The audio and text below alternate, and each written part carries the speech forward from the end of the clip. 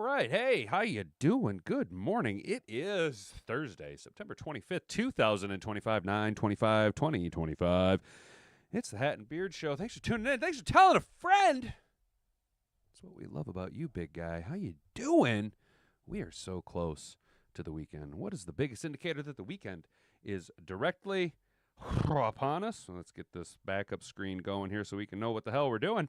Well, guys, it is Thursday Night Football is always a pretty good indicator that things are swinging into the weekend, and we are ready to rock and roll. We will be talking a little tiny baby little bit about the Thursday night game. Let's get us up. Oh, you see, I was getting rocking and rolling to Carly Simon, and there's some perky little nips for you on her Thursday morning. Dishing out blame. First, we're going to talk dishing out blame. Dishing out blame pie. There we go. Blame pie. For the NFL's 6-0-3 teams, Giants and Dolphins offense are tough to swallow. Yeah, they are both abysmal teams to watch. That's why we see Big Blue making the switch to Old Jackson Dart. Miss's own Jackson Dart will be getting his first NFL start to this week against the Los Angeles Chargers. So we will take a look briefly at all six teams. Just a quick synopsis. We're not going to read the whole thing. Obviously, that's too damn much. And I have a sixth grade reading level, and we're not here for that. We're here to break that down real quick before talking about some storylines. Who plays on TNF tonight? A Time Channel matchup for Week 4. We got our Cardinals and Seattle Seahawks. A little NFC West action locked and loaded for you. Speaking of AFC West action, which bird do you like? Who do you got tonight on Thursday night football on Amazon Prime? So who do you got? Who do you guys like tonight? Do you like bird A, the Cards, bird B, the seed bags, or here's a bird for you? You know what I'm saying? So 50% of you are giving me the bird, and I genuinely appreciate that. Glad you guys are just as hype about this game as I am.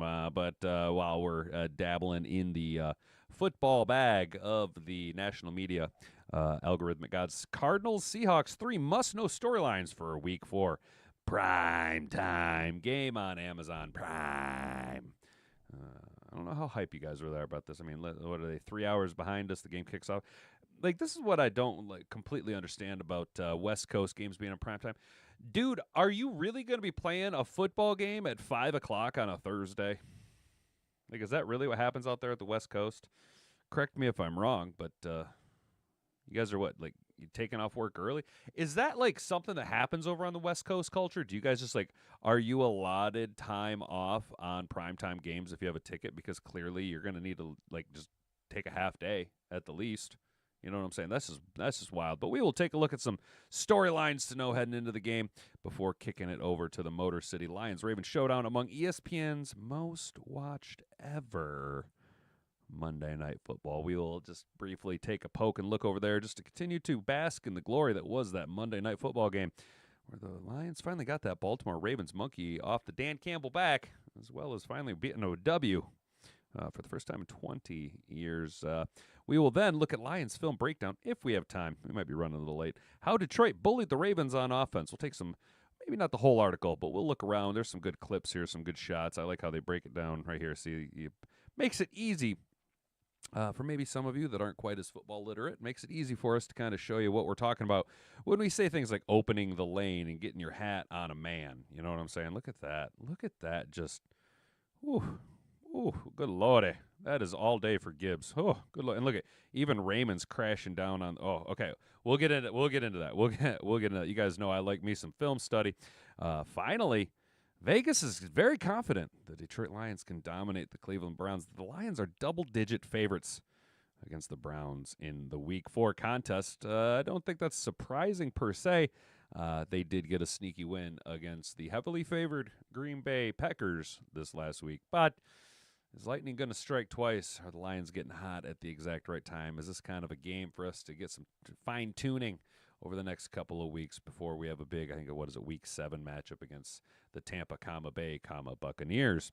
And then finally, I know it's not that exciting of a game, guys, but we are going to put a couple dollary dues. Probably going to put, so I'm sitting at, what am I? I was sitting at 138.75. How about we put 18.75 down on the game between two picks. We're just going to go ahead and, depending on how the poll shakes out and how the chat is feeling, we're just going to go ahead and put money down. Looks like the Cardinals are going to be the underdogs. This is pretty tight. This is pretty tight. Vegas has some tight lines on this, but we're probably going to go ahead and put some money just flat out on the Cardinals to win and then build a parlay around the Seahawks. I do have a 33% boost for that, so we will get to that bridge. We'll cross that bridge when we get there. We will count our ducks when they become chickens. So let's go ahead and do a little quick call to action, guys. If you haven't already, would you kindly walk on over to that subscribe button. Subscribe to the channel if you're new here. Ring the notification bell so that you can be notified every time we go live at the very minimum Monday through Friday, 10 a.m. to 11 a.m. here at youtube.com/The Hat and Beard Show. Broadcasting to you live from Grandma's Studio 1. And we are the largest, fastest growing Detroit Lions and NFL content creation station, broadcasting exclusively in this hour from this studio. If you hit all those metrics, we're the king of the hill, lone man sitting in my kingdom of dirt. And then go ahead and like this video and share it around. That's the best thing you can do to help get our content out there. We've been out of stagnation, slowly picking up a couple of you guys here or there, and you know what? That's friggin' awesome, dude. We've seen a little bit of an uptick in traffic, and I'm here for it, and I'm glad you're here for it too. I really, really appreciate all you guys that do all the heavy lifting for me. Do want to give a shout out to Mad Hatter Nation down in the chat. How you doing, Brent, Mr. Detroit City, Jeff Ginnard? Morning, brother, and I agree with you. Tonight will be painful to watch. Maybe this is the type of game, and I hate to say it, but sometimes you got to view these Thursday night games kind of how we view the B games of college football. Maybe this is just a secondary viewing, maybe while you're getting a lift in, or maybe making a late dinner, or whatever it is you want to do, pulling on your wanker, maybe have this in the background. I'm not that overly enthusiastic about either franchise. Don't like either quarterback. The only guy I really could give two toots about on the field is Kenneth Walker, and that's simply because he played at Michigan State. Don't really care about the NFC West. I'm not a West Coast fan. But football is football, and it's better than UFL, that's for damn sure. And since we had to sustain ourselves on methadone of football for so long throughout the spring, we might as well have a little bit of good football on, at least on in the early weeks. But secondary viewing is probably going to be the option to be had. Clarice Jackson said, happy good morning Friday, or good morning, happy Friday Eve. Man, I could not figure out how to say that. Man, I'm not going to lie, guys. I am kind of fuckered up this morning. I'm just not quite necessarily firing on all one cylinder right now. Sam Armstrong, how you doing? Derek Harp, good morning, brother. How you doing? And Carrie Simtech, how you doing, you guys? Good morning. It's Thursday. Now that we've done all the things, let's go ahead and get into the show.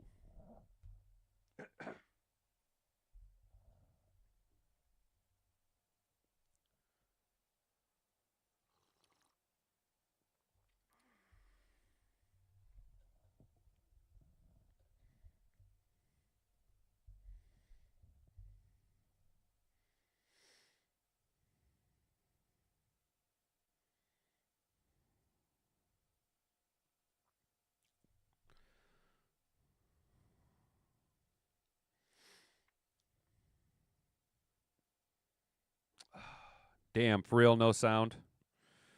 All right. Yeah, that makes sense. Appreciate that, Clarice. Thank you. That makes sense. OBS. OBS updated, and I just kind of assumed that the sound was going to be okay. So that's totally on my bad. Appreciate it, guys. That is totally on my mistake for not double-checking that before we went into it. Yeah, OBS updated, so I got to go in and fuck around with all that again. I can't wait. Boy, I love it when OBS updates, and then I got to go around and dick around with the fitting or the settings and stuff, and then we end up with things where I sound like I'm a fucking transformer for 2 episodes. You know what I'm saying? Oh boy, morning, Brandy. How you doing, sister? Good to see you. Appreciate that though, Clarice and Sam. Thanks for giving me the heads up on that. I will make sure to address that after the show. So if you guys are watching post live show, thanks for sticking it through the silent intro where you couldn't hear the motivational words of Jocko Willink. Going to go ahead and kick it on over to CBSSports.com. Dishing out blame pie for the NFL's 6-0-3 teams. Giants offense and the Dolphins defense are tough to swallow. That's why you probably shouldn't be swallowing anything from these two teams. The first team on our list here, we're going to look at the New York Giants. New York's offense has looked functional for just one of 3 games, and that game was against the decrepit Dallas Cowboys defense, so it doesn't really count. Things were so bad, the Giants became the first team in the league to make a non-injury-related quarterback change, sending Russell Wilson to Aldi. But that also comes back to the offseason decision-making. Why was Wilson signed in the first place? The Giants already had signed a bridge starter in famous Jameis Winston. There was no real point in doing this. In any event, the defense has also been somewhat of a disappointment, having been lit up for over 400 yards by 2 of its 3 opponents and forced only 1 turnover through 3 games. That's pretty abysmal. People in position to succeed. Neither the offense nor defense looks like it has a real plan to put people in position to succeed, which comes back to Brian Daboll. Second team on our list is the New Orleans salary cap hell Saints. I think we got to finally see a little bit of Tyler Shuck, but they're really going to roll with Spencer Rattler. Is Spencer Rattler the long-term solution for the New Orleans Saints? It's just a rough outing over there for New Orleans, and to think you guys aren't that far removed from Super Bowl glory under Drew Brees, but those days seem far away. The Saints haven't really looked like it yet. Looked like they are in the same class as any of their opponents, and that's not necessarily a good sign because the 3 opponents they faced are an okay Cardinals team, 49ers team starting its backup quarterback, and then the Seabags, who are missing several starters from their ferocious defense. This franchise that has allowed its roster to get old and stale and is finally staring down the barrel of a full-scale rebuild. This is what it looks like when your roster gets to that point. You're not really all that competitive in any of your games because you simply can't compete with teams whose talent level is significantly a step above where yours is. This is likely what we're going to see out of the Saints all year, and honestly, that's fine. They need a top pick to restock the roster. This is what happens. This is what we call salary cap hell. They kept kicking that can down the road. Now, the Saints might have been one of the first teams to pioneer the approach of the salary cap is only as real as you want to make it. We talk about this all the time. Instead of viewing the salary cap as a 2-dimensional bar graph, we need to view the salary cap as a 3-dimensional table that you can collapse the bar graphs down and then spread them out over many, many years. That's why we see the void years. Yes, void years. Very, very important to the manipulation of the NFL salary cap. However, Howie Roseman, Brad Holmes, I'm looking at you guys. You cannot follow the trend set forth by the New Orleans Saints. This is what they pioneered and won a Super Bowl because of it. However, they were unable to shed the cap dead weight that they had, unable to move on from aged veteran players who no longer had it in them, but you were stuck paying them. Short of acquiring new talent through the draft, you were awfully limited. Now, do I think, and this is just me speculating as a Lions fan because I'm not a Philadelphia fan. I can't really shed light on that organization because Philadelphia is kind of gross. But as a Lions fan, we have now seen this time and time again where people are questioning Brad Holmes. Why didn't he re-sign Zadarius Smith? Why didn't he re-sign Kevin Zeitler? Why didn't we re-sign Jay Willie? Y'all remember Jay Willie, the single-season franchise rushing touchdown holder? Because Brad Holmes is unwilling to kneecap himself by just because it's a big name and it's a fun name. If you're not at the level that is conducive to the dollar amount that he's going to attach to you, Brad Holmes is seemingly unwilling to lock himself into these long-term big contracts that hinder the development of the team. Now, that doesn't mean he's completely perfect. Okay, I am not just going to stand here and glaze Brad Holmes. There have been re-signings that at the time I did not agree with, and then I had been proven to be accurate. See Tracy Walker. See Levi Onwuzurike. See Emmanuel Mosley. No slight against those guys, but at the time when we had them, the contract wasn't worth their production level. Third team on our list, somebody the head coach that we have some familiarity with, the New York Jets, outside of Garrett Wilson and Breece Hall, there just isn't a lot in the cupboard to help the Jets move the ball down the field. Wilson has been balling out, but nobody else on the team has more than 78 receiving yards through 3 games. And even Breece Hall has only a 39.5 rushing success rate. Justin Fields looked good in Week 1, and Tyrod Taylor did an admirable job in Week 3, but it's tough sledding when, without the type of weaponry, you need to move the ball. It's especially tough when you give the ball away 4 times in 3 games. You're not going to win if you're going to commit that many turnovers. Oh, that was really fucking gross. Ugh. When you're undermanned on that side of the ball, you just can't afford those mistakes. That said, the Jets could easily be 2-1 if their defense could have gotten one step against the Steelers or the Buccaneers in a big spot. They didn't come through, and so they lost both of those games when they could have won. That's true, and that's what happens. Like they say, a roster that isn't necessarily stocked to compete. Obviously the Lions lost a lot of games in their first couple of years under Dan Campbell. And that simply was because we didn't have the roster to compete. We had guys, but we didn't have enough guys. We had Jimmies and Joes, but we were still unable to execute the X's and O's. Now we have, at least here under the tutelage of Dan Campbell, and I'm personally rooting for Aaron Glenn to be successful in New York. Low-key, when I was a young kid, and I mean a young kid back in the day, this is when, all right, this is like Wayne Krebet, Anthony Beck, Vinny Testaverde and Chad Pennington and Curtis Martin days. I was a Jets fan back then. I'm not going to lie. I was a New York Jets fan. I used to have some New York Jets apparel. So in the very back far recesses of my heart, there's that little small section where I had a little bit of admiration for big cities like New York City. No longer anymore, though. There is a small sliver that does root for the New York Jets. Can't stand their new uniforms. Now, that little sliver did grow a little bit with Aaron Glenn. I like Aaron Glenn. I'm not going to lie. Seems like a fun guy. Not the greatest defensive coordinator. Don't really understand why he was deemed a good defensive coordinator statistically when you look at it. Not so good. Not so good. Not so good. It was pretty much a Lions offense that bailed us out, and the defense was just kind of on the field. Let's be real. Aiden Hutchinson was pretty much the only shining spot that Aaron Glenn had to play with for a while outside of Kirby Joseph. But I am rooting for the Jets to turn around. And what we're seeing is not a mirror image of what the Lions went through, but similar. History doesn't repeat, but it rhymes. The Jets, one score here, you could have won. One possession here, you could have won. If-then statements, But outside of what the Buffalo game, not necessarily getting their shit pushed in every single week. You know what I mean? They're at least competitive. A couple of breaks here or there, and we're looking at a Jets team that's sitting at 2-1, surprisingly.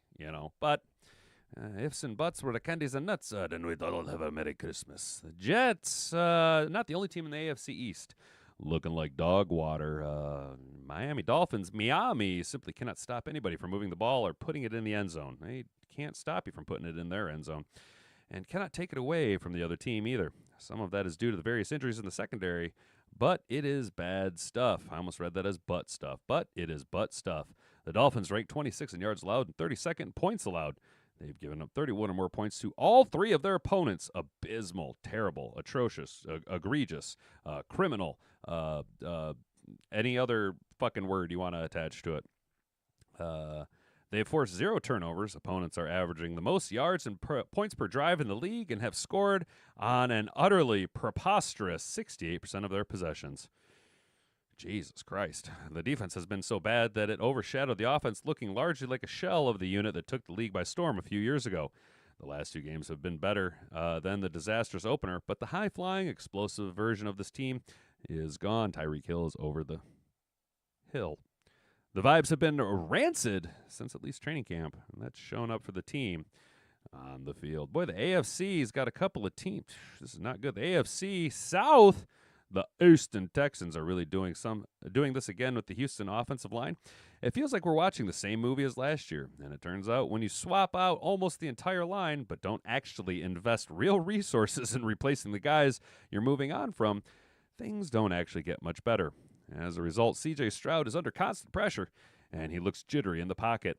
The run game cannot come close to getting untracked except when the Bucs are letting Nick Chubb score late in the game. The receivers outside of Nico Collins don't come close to getting open, so there's nowhere to go with the ball, even on the rare occasions where Stroud does have time to throw. That's all resulted in some pretty bad turnovers. The Texans had the misfortune of playing the Rams and Bucks in the first 3 weeks, but that's just the luck of the draw. The AFC, this is kind of, not to be just sitting here poking at the AFC, but you have two divisions with 2 of 4 teams sitting at 0-3. Ouch. And 2 of your cream of the crop teams are 1-2, and one of them is going to be 1-3 at the end of this week.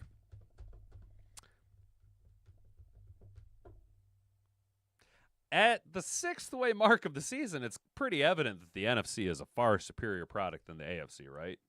Am I wrong for thinking that? Over here, the other team in the AFC South sitting at 0-3 is my Tennessee Titans. Speaking of remade offensive lines that have not worked out, the Tennessee Titans, they're going to get Cam Ward killed out there. Dan Moore has been a turnstile, while C.J. Latham and Kevin Zeitler have both missed time. It's not been pretty. Brian Callahan apparently does not know what an elbow equals 2 feet when it comes to the catch rule. He has directly cost his team 10 points in the end of halves, 7 against Denver and 3 against Indy. With poor clock management, he is wildly conservative in his decision-making. Some of that is probably due to the tough schedule, Broncos, Rams, Colts, and maybe some of it is due to his under-talented team.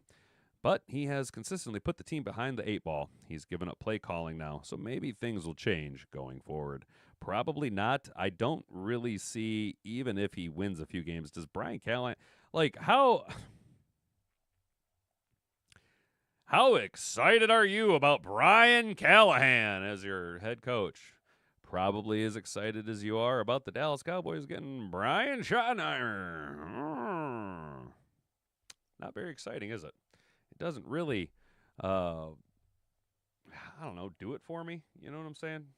It's not really my, doesn't inspire me to go out there. Yeah, look, I'm a Dan Campbell type of coach. I need a little razz and pizzazz. I'm not asking you to go out there and shake the world down, but good Lord. What's up, Jack? How you doing, brother? Attila, what's up, dude? How you doing, man? Good morning. Good to see you guys here. Brent Carey.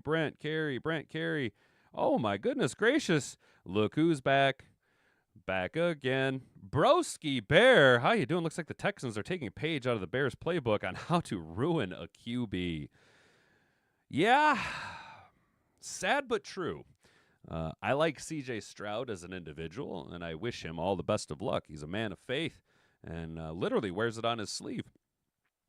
But one, he's fighting an uphill battle, being that he has that moniker of Ohio State quarterbacks. Never really successful in the NFL. Also, yeah. Can you give the man some protection? I mean, my God, do I need to go? Look, Houston, do I need to go to the drugstore and get you some rubbers? I mean, some form of protection for C.J. Stroud is better than whatever the hell you're doing. You know what I mean? Because they are just out there trying to ruin the man. I agree with you. It's very reminiscent of how Chicago kind of does it. You know what I'm saying? Judkins and Flacco, too much for the Fudgies. Lions should annihilate the Browns. Let's hope, broski. I hope. I am, though, of course, never going to be 100%. I do kind of see us staring down the barrel of 2 trap games with the Bears or the Browns and then the Cincinnati Bengals. I do think there's a little bit of a trap game situation at both destinations. So just, keep it. Got to keep the team focused over here. All right, fellas, you seen up in the chat, there is a poll. Who do you like tonight on TNF? Bird A, the Cards. Bird B, the Seabags. Or 40% of you saying, here's a bird for you. I absolutely love it here. Appreciate all 15 of you making the vote. You like Stroud as well. I think he's an excellent QB. They have dismantled this O-line. It's terrible. And that's the thing, dude. Like, when... I hate to be always drawing comparisons to Lions players, but it's my what I'm most familiar with. C.J. Stroud could be Jared Goff levels of good, but just like Jared Goff, at least at the early stages of his career, C.J. Stroud needs a pocket. He needs a little bit more protection. Allow him to have a cunt hair longer in the pocket, and he'll be able to take you to the playoffs. He also needs a run game. The run game starts with the offensive line. Whatever Houston's doing, at least in acquiring talent, does not seem to be working out so well. So, unfortunately, maybe C.J. Stroud needs to be wrapped in bubble wrap for the duration of the season. You hope that he makes it through healthy and safely, and then next year you're going to have to invest some draft capital into actually talented offensive linemen. And then as well, you're probably going to spend some money in the free agent market because at least as far as the wide receiver room is concerned, Nico Collins is good. Going to have to add another piece there, though.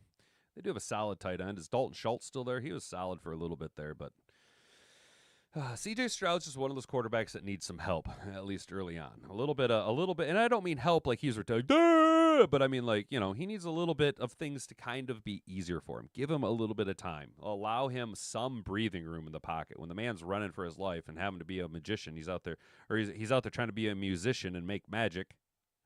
It ain't going to work out for you. So who plays tonight on Thursday Night Football? It's going to be the Cards and the Seabags. Let's go ahead and take a little look here at what we got.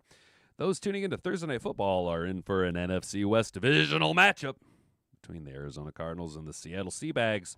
Per usual, quarterbacks are under the spotlight, and the starting passes for the divisional foes are off to pretty good starts. Outside of a mediocre Week 2 performance, Sam Forehead Darnold has been earning his paycheck for Seattle. The veteran passer has been efficient and on target with 4 touchdowns and 2 interceptions through 3 weeks. His PFF's highest rated passer entering Week 4. Now, let's be honest. Let's call it what it is. Sam Darnold needs to send a very nice thank you card with some money in it to Kyle Shanahan and to Kevin O'Connell and probably Justin Jefferson. Because without those 3 guys fixing whatever ghosts he was still seeing, he's probably not in the league at this point. Kyler Murray has also gotten off to a positive start. Murray has thrown for 4 touchdowns and a single interception. He got questions surround his chemistry with Marvin Harrison Jr., the 2024 first-round pick. That stinks. Through 3 games, Harrison has just 10 catches on 16 targets. He noted he has to be better for his teammates, too. Harrison will look better as the Cardinals try to get back on track against their rival Seabags. Here's what we know about TNF in Week 4. It's going to be at 8 o'clock. It's going to be at Seattle. When Seattle travels to State Farm, sorry. And it's going to be on Prime. Cool. Neat-o gang, whatever that means. Let's go. So that's kind of what's going on. Looks like we're kind of be predicting a battle of quarterbacks. We can take a little look, see what Vegas is saying. If we look at the numbers here, by the numbers. Come on. Come on, Internet. There you go. Good, Internet. Good job, Internet. So, touchdown scorers. Let's get into the same game parlay. Let's go get into an SPG, please. Paris. Well, whatever. We'll get to it. But, Marvin Harrison's got not a lot. Looks like he's expected to get about 45 yards. Yeesh. Let's go down. Come on. Show me the rushing yards, guys. Or the passing yards. Here we go. Passing props. Let's get down here. I was thinking, y'all, when we do the pregame shows, I was thinking of getting a little copyright-free lo-fi music. Oh yeah, they're expecting a little around the 250 mark for both quarterbacks. So Vegas is predicting a bit of a pass-happy game. Let's take a look at the rushing props. Oh yeah, Vegas is expecting a heavy pass game. Oh yeah, that's what Vegas is expecting. Oh yeah. All right, y'all. So now we're going to take it to give a little bit of just a little bit more on the Lions-Ravens games. We do need to stop reminiscing about it and start to look forward, but luckily we're fans and we can still bask in the glory of post-victories. Lions-Ravens showdown among ESPN's most watched ever Monday Night Football games. Before we get in talking about the Lions, guys, if you wouldn't mind walking on over to that subscribe button, subscribing to the channel if you're new here. Go ahead and ring that notification bell. Over 75% of you watch this on a mobile device, and it's just going to send you a push notification. It takes the thinking out of it. You just click that notification. It's going to bring you right here to the Hat and Beard Show every time we go live Monday through Friday, 10 a.m. to 11 a.m. here at youtube.com. And you can hang out with all the rest of the Mad Hatters. Honestly, I think it's more fun live, but there's nothing wrong with watching it post-show. But I think you guys are pretty good in the chat. You know what I'm saying? You guys keep me on my toes, especially on the pregame shows. I'm just over here rhyming. You might as well just call me Simon. Oh, my gosh. I'm a fucking poet, and I didn't even fucking know it. I can't stop, won't stop, can't stop the boogie. The Detroit Lions scored a huge victory Monday night against the Ravens, and a lot of people watched it. We already know the outcome. Monday night's game tallied only November's 2023 game between the Philadelphia Eagles and the Kansas City Chiefs, a rematch of Super Bowl LVII among traditional Monday Night Football games. It also came in behind another Lions slugfest, the 2023 game between the Dallas Cowboys, and that was played on Saturday, December 30th. Because of the New Year's holiday, it ended in controversy and a 20-19 Lions defeat, and a 2023 game between the Ravens and Niners, where they played on Christmas. Other than those, the Lions-Ravens tussle finished ahead of 340 other Monday Night Football games. That's pretty impressive. That's pretty dope, you guys. That's it's one of those, like, if you know ball, even if you weren't a fan of either one of these teams, you were straight going to watch it. You know what I mean? Vaki did make it through 3 quarters, Brent. Yeah, or 2 quarters. I know, I was impressed. And he actually made, like, a pretty nice tackle. But then he got hurt. Guys, what have I been saying since training camp? Jacob Sailors. Jacob Sailors is the guy to have on the roster. Seems to be pocket QBs have 3 quarters more life than running QBs do. The only running QB that lasted was Montana. He was more of a scrambler. Kerry, you are correct. That's why I'm going to use Lamar Jackson, for example, right? Now, obviously, when Lamar Jackson came into the league, there were some people trying to convince him to switch to running back. He wasn't a traditional quarterback, and his athleticism proved to be the X factor in the majority of his collegiate career. And early on in his professional career, he was a dual threat, scrambling quarterback, right? If you want to transition, or if you want to have longevity in the league, obviously you got to stop taking those licks. That was something that I pointed out during the Monday night game where Jared Goff, the stone statue, decided to do his best impression of Drew Bledsoe and scramble up the middle of the field. And then he took a nice slide.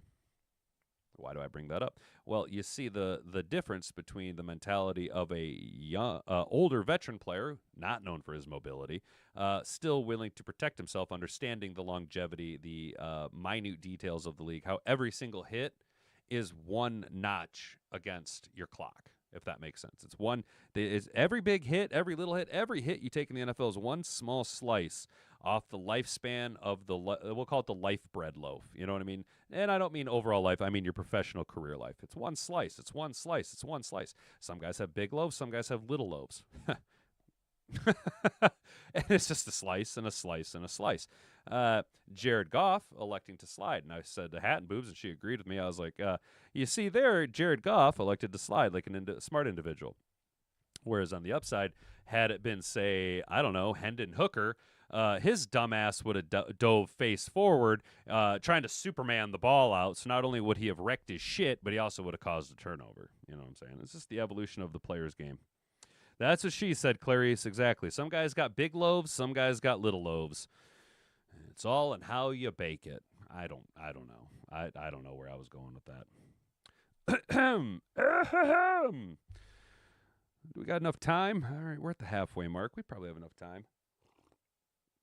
Sorry about slurping in the fucking microphone. That's really gross. Giving you guys a little ASMR, a little. I mean, you can't really hear. I filed my nails just last night, so you can't hear shit. I'm trying to be one of those ASMR girlies. Do you like it when I talk to you like that? And I say things like butter, beef tallow. All gun laws are fake and gay. Lions film breakdown, how Detroit bullied the Ravens on offense, breaking down the Lions film on how the Detroit Lions did the impossible, overpowered the Baltimore Ravens. Starting with bully ball to start things off. We begin with just under 12 minutes left in the second quarter. Watch as both Decker and Graham Glasgow climb to the second level to wall off the linebackers, while guard Christian Mahogany and Tater Ratledge both execute clean reach blocks. The result is a big crease in the middle of the defense, allowing Mahogany to get upfield. Check this out. Let's watch this. Look, you see how? Oh man! Get out of here! Look at that. So this is where you can. Can you guys see the lines? You can see where everyone's going to end up being and the walls that get created. So just watch them. Look at it's already shaping up. Like right here, you've already won. You've already won. Penne has turned his hips and is walling off the back end. Tate Ratledge has already moved Graham Glasgow onto the second level, and not only has Tater Ratledge got his whole body on his man in position to control the flow of this individual's momentum, he also has his hat across the man's body. So he has 100% won this block. Graham Glasgow is already a whole body length ahead of the first level on his way to the second level. You're going to win that block. 9 times out of 10, you have to win that block. If you miss that block, you fucking suck. So he's already on to the second level. Mahogany, again, a little bit overcommitted here. You see his hip placement isn't necessarily exactly where you want, considering the ball's coming this direction. It looks like we're trying to execute and go directly at the 1, 3, the 5 hole. Trying to slide right up through there.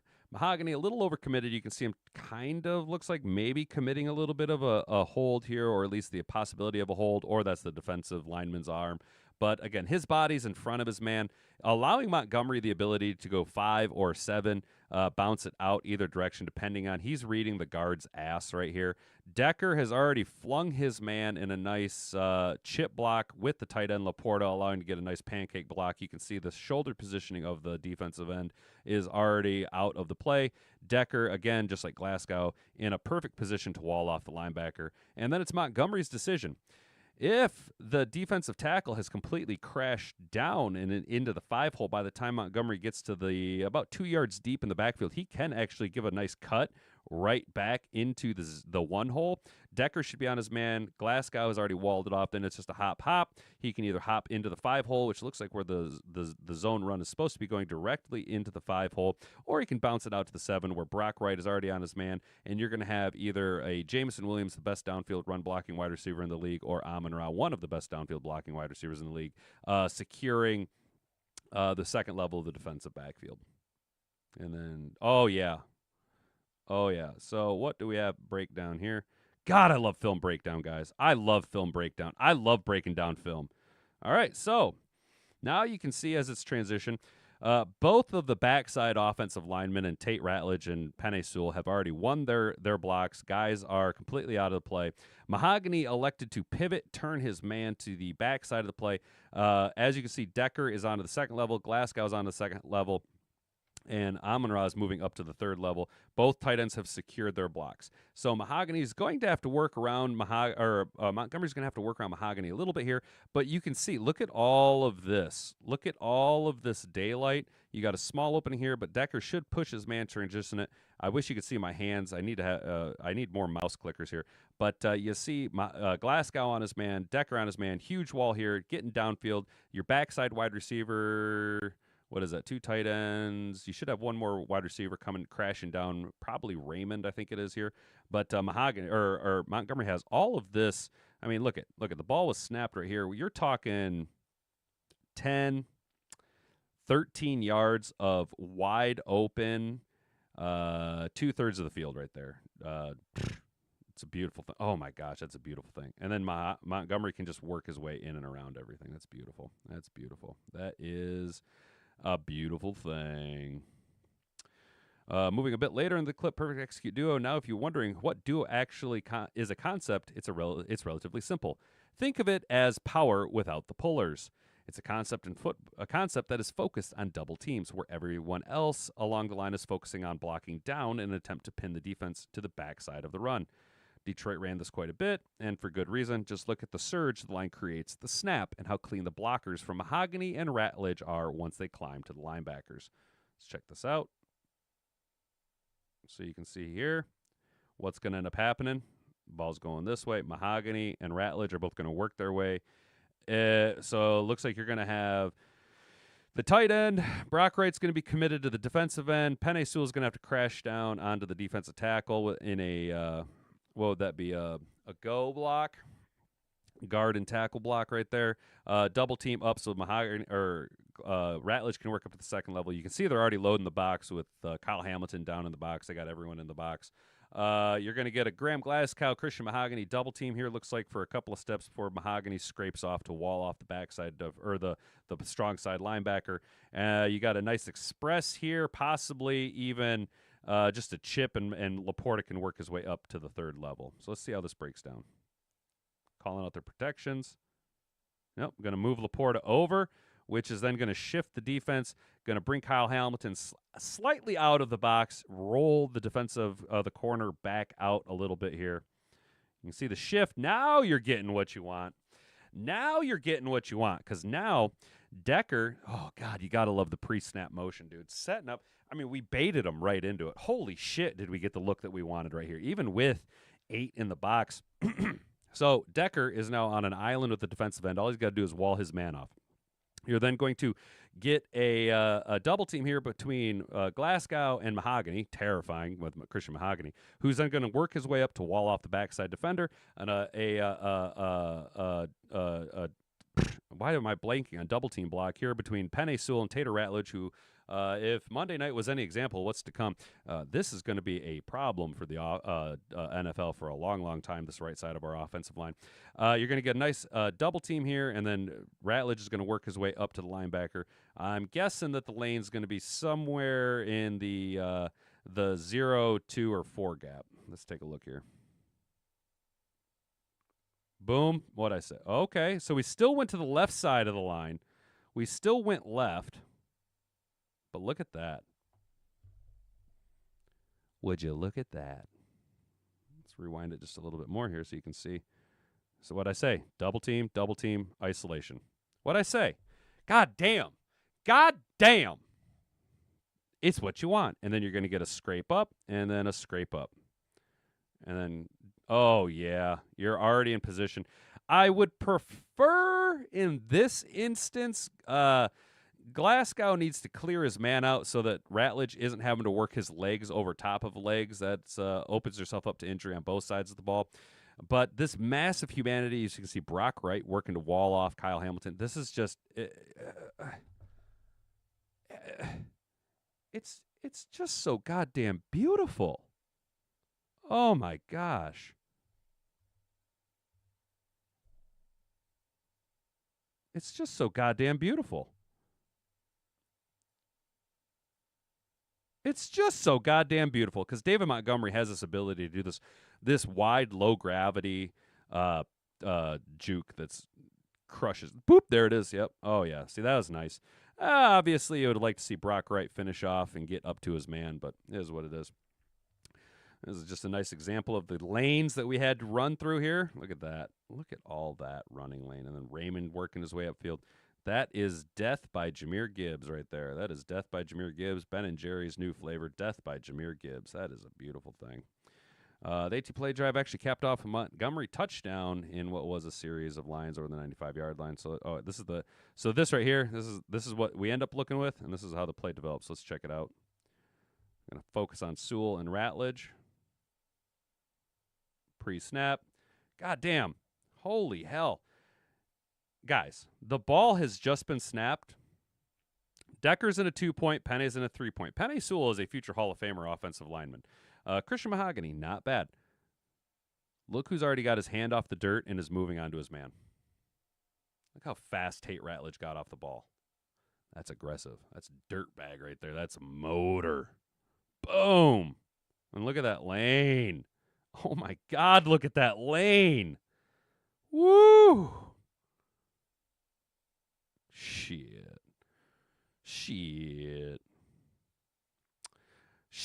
All right, that's enough clips, guys. We can only glaze ourselves so long. Woo, that was a good one. That was good stuff, guys. How we doing down chat?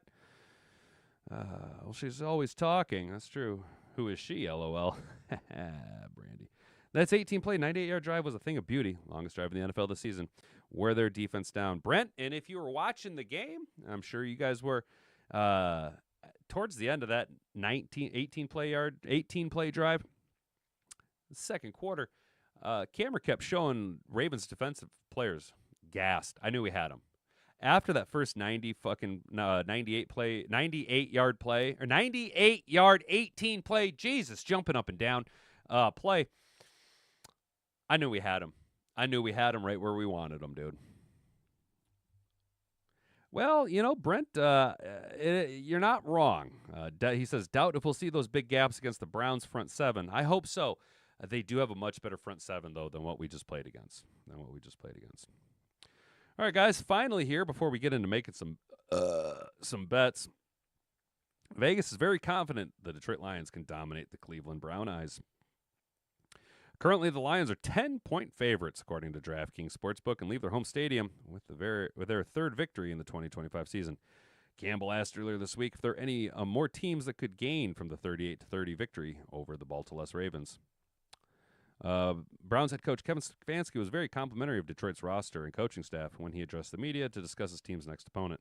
They're a terrific football team, Stefanski explained to reporters. Everybody sees the talent they have on the football team. Offense, defense, special teams. They're well coached. I have a ton of respect for Dan and what his staff do. They're a physical group. Obviously, their offense is playing at an extremely high level.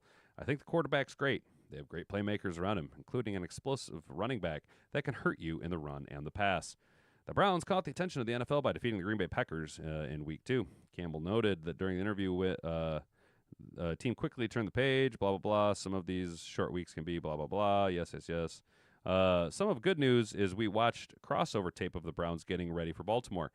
So we kind of see what that's about.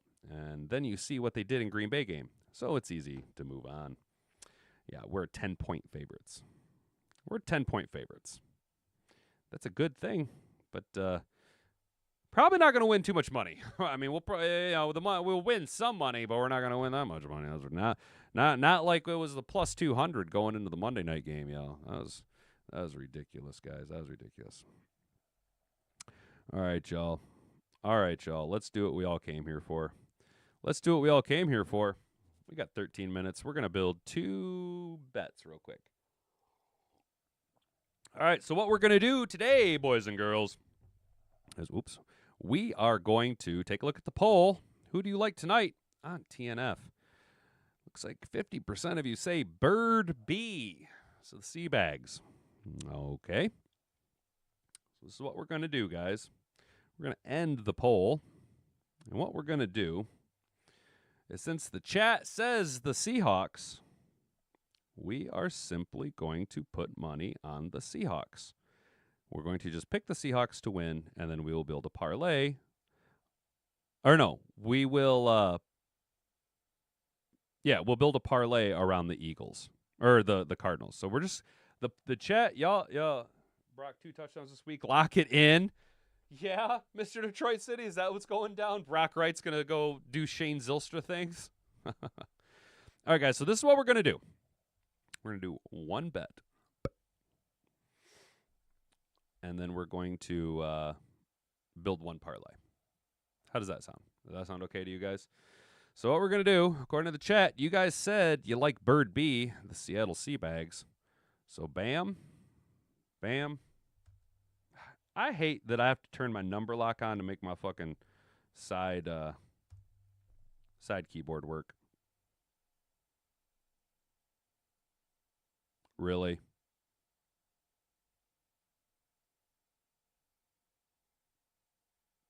Very lame. Got to make sure that we recheck your location. All right, guys, so we're going to put $10 on the Seahawks. Do we like that? A simple, easy breezy, lemon squeezy. It's going to cash out $18. This is a 2 teams that I'm not very familiar with, 2 teams that I don't really care about, in a game that I don't really care about.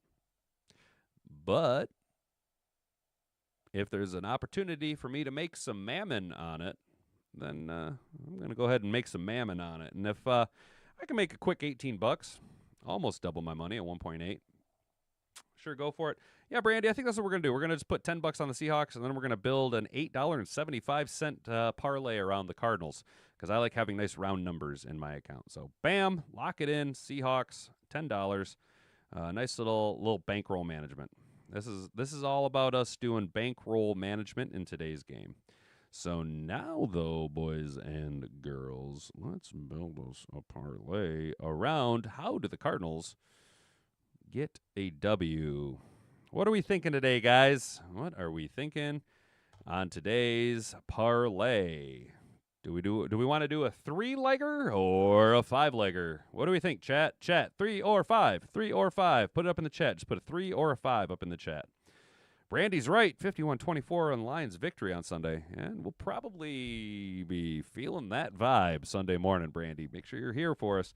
Keep me checked in line on that victory, dude. I like where your head's at with that, though, dude. I like us putting up 50 points 2 out of the last 4 weeks. Or two of the 4 weeks. Cup Tutty, lock it in, huh? Okay. All right. Okay. All right, Mr. Detroit City. Cooper Kupp, anytime touchdown, plus 300. Are we going to do Cardinals win, guys? Benson touchdown lock. Okay. Do we pick a victor, or are we just building a parlay? Do we pick a victor, or are we just doing a parlay? A goofy parlay. Do you guys want to take the over or the under? Let's just do that. Let's not pick a victor. Let's not pick a W. Let's not pick the victor of this game. Let's just build a parlay. I got to build 3 more legs. I don't want to do too many more touchdown scores because those generally don't work out for me. Do we like the over or the under of 43.5 points, guys? I'm in my head seeing 28-24. I'm feeling the over. Help me out here, chat. Let's go. Are we feeling the over? I'm feeling the over, guys. Is that weird? I'm feeling the over for sure. All right, good. I'm glad we're taking the over. Let's take a look at the passing props, huh? Let's take a look at Kyler's combined. Kyler Murray, passing, rushing, over, under 250 yards. How do we feel about that? What's Sam Darnold? Let's look at the quarterbacks. Can Kyler hit over 250 all-purpose yards tonight? Do we like that? Or would we rather go Sam Darnold? Let's take a combined passing over-under of one of these two guys. Who do we like? Kyler at 247 over-under? Or do we like Sam Darnold at 238 over-under? How are we feeling, chat? How are we feeling on this? Do we want to go over on the diapers or over on the ghost?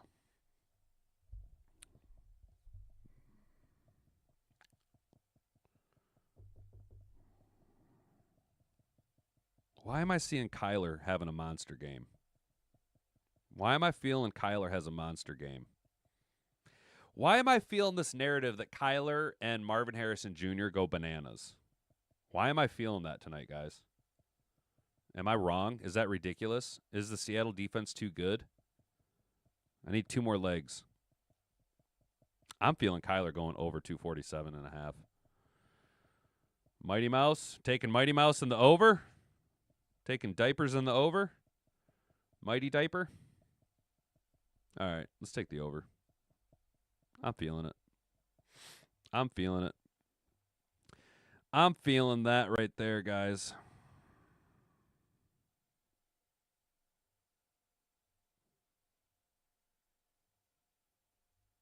Who's he throwing to? Why do I just have this feeling Marvin Harrison's going to have a big night? I just feel like I got this feeling Marvin Harrison's going to have a big night, guys. They only got him at 46.5. 5-leg. Seattle win, Cup TD, Benson TD, K9 TD, JSN min 50 yards. That's not bad, dude. That's not a bad one right there, brother. I like that, actually. Actually, shit, I really like that, dude. Let me write that down, bro. I'm gonna build that later tonight, I think. Yeah, you guys. I'm gonna be honest. You guys don't see all the bets that I place. Come on.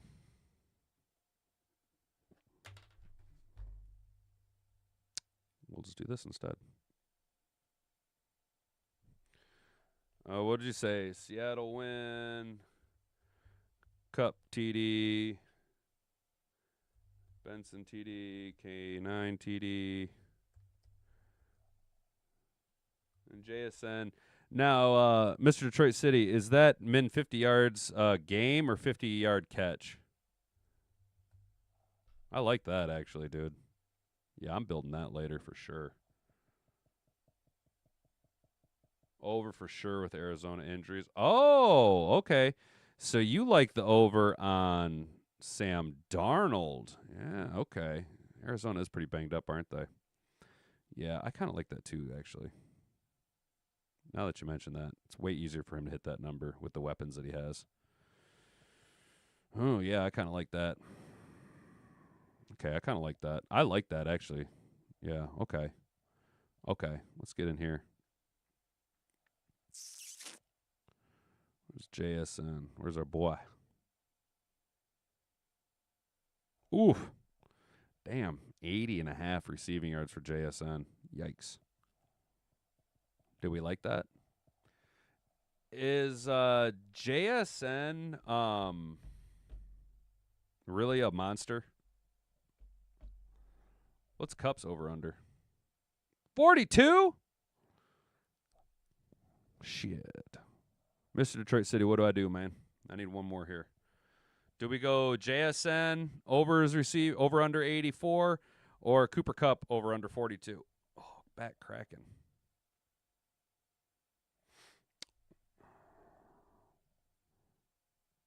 Or do we come over here and take a little looky-loo?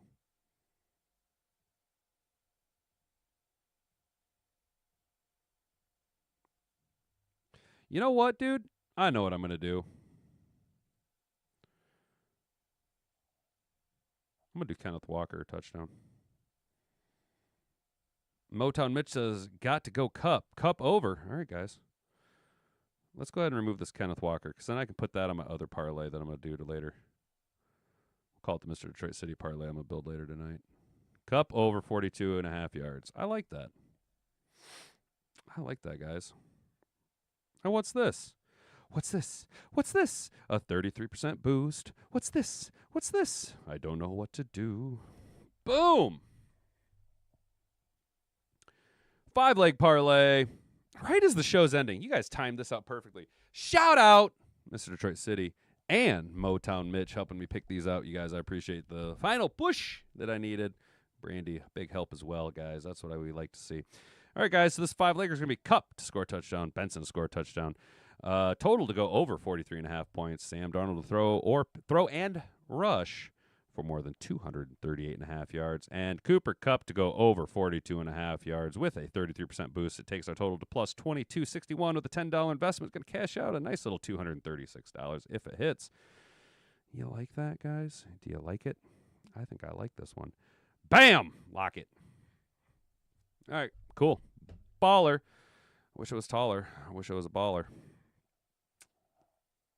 Legit. 2 things I wish in life, actually, is I wish that I was like 6'10" and could be like the 10th man on an NBA roster, like that big white goon that just comes in and like fouls guys and gets rebounds. So like obviously I could dunk. I really wish I could dunk. And then the other thing that I really wish I could do is I wish that I could glide dance like Usher. Super weird. Super fucking weird, I know. So today, guys, we talked about dishing out blame for the NFL's 6 0-3 teams. We looked at the Thursday night primetime matchup between the Arizona Cardinals and the Seattle Seahawks. We talked about some must-know storylines for the Week 4 primetime game on Prime. Then we went into the Motor City, talked about the Lions-Ravens showdown among ESPN's most-watched ever Monday Night Football games, and that's absolutely awesome. If you'd have told any of us 10 years ago that the Lions would be getting all of the primetime games and setting, eclipsing milestones for viewership, you probably would have said you were fucking nuts. Or what undefeated team were we getting our shit pushed in by? But actually, people are tuning in to watch us. We then went to a little bit of film breakdown. I know it's boring for you guys, and I'm terribly sorry about that, but golly, I really like breaking down film. I fucking love watching film. Film is so fun to watch, just to see how the plays evolve step by step by step, how it's going to, look, we were able to look at the success already when you're 2 steps off the offensive line. You're already in positions to win. And that's awesome that not only can our coaching staff devise plays, but Jared Goff knows how to manipulate a defense pre-snap with motion. He could read a defense, and he knows all the players know exactly what we're trying to do. So that's absolutely awesome. We then went over and looked at some Vegas odds. And Vegas very confident Detroit can dominate the Cleveland Browns, and we're going to keep that in mind Sunday morning when we build our parlays around the Detroit Lions. Spend a little bit of money. Hopefully we can spend a little mammon to make a little mammon. Let's go. And then obviously we went and locked in our bets for today. We took one flat out. Seattle winning. Going to cash us a little $18. Whoopity-doo. But then we built a 5-leg parlay around the Monday night game. And that would be Cooper Kupp to score a touchdown, Trey Benson to score a touchdown, the game to go over 43.5 points, Sam Darnold to eclipse 238.5 passing and rushing yards combined, and then Cooper Kupp to have more than 42.5 receiving yards. If this indeed hits, we will cash out $10 into $236.10 when you apply our 33% boost, boosting our odds from plus 1,700 to plus 226. Nice little day for us. Hopefully you guys can have yourselves a nice little day as well. It is Thursday, September 29th, 2025, which means it's Friday Eve. Shout out Clarice with that Friday Eve. I like that shit. That's a good one. That's going to be it for us today, guys. Appreciate each and every one of you tuning in, hanging out, and telling a friend. I really do appreciate all the heavy lifting you guys have been doing. We've been getting, picking up some people here or there, and it's going to be a slog. Hopefully we hit a nice little explosion, or we pick up a shitload of you guys at one point. That'd be awesome. Grow the Hat and Beard channel to, obviously that 1,000 subscriber milestone would be awesome. But the more people we can pack into the Mad Hatter Nation, the more fun it's going to be for all of us, right? I like hanging out with you guys, and I think you guys like hanging out with me too. Otherwise, why would you be here? That'd be fucking weird if you hate watching me. But you know what? Views are views. So have a good rest of your day. Stay out of trouble. Don't do anything I wouldn't do. You've been attentive audience. I've been Hat and Beard. Until next time, tomorrow morning at 10 a.m. Bonga bonga. Frig off.